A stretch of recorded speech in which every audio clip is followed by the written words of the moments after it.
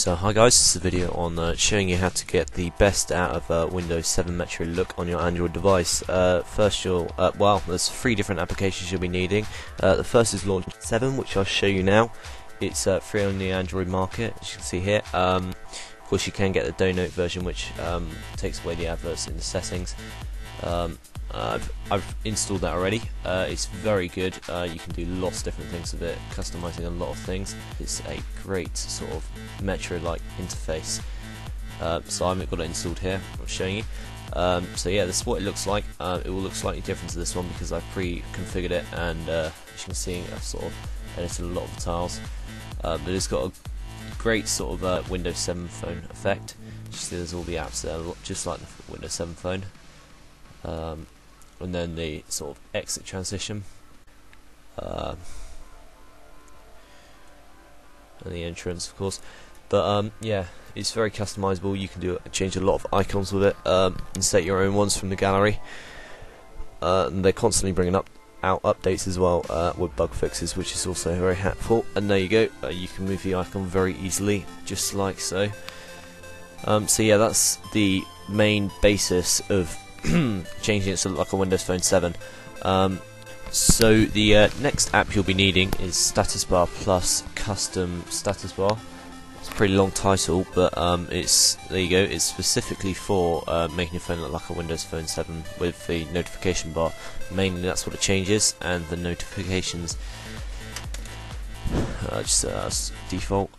So yep, again, I've got it pre-installed. So I'll just load that up. So yeah, you've got the main sort of settings page here, and you do the slider, and then I've got it pre-configured, so if you tap it, the icons bounce down and then disappear after 30 seconds, I think.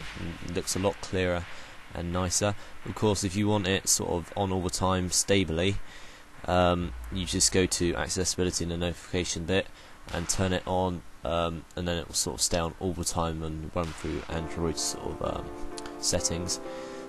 Which is quite helpful, and as you can see already, it's starting to look really very much like a Windows Phone 7. So the next thing we need to make it just very much like it is the Windows Phone 7 lock screen. There is a Pro edition of this and the Lite edition. The Lite edition I find is actually more stable than the Pro edition. But yeah, so Windows Phone 7 Lock Lite is what I use.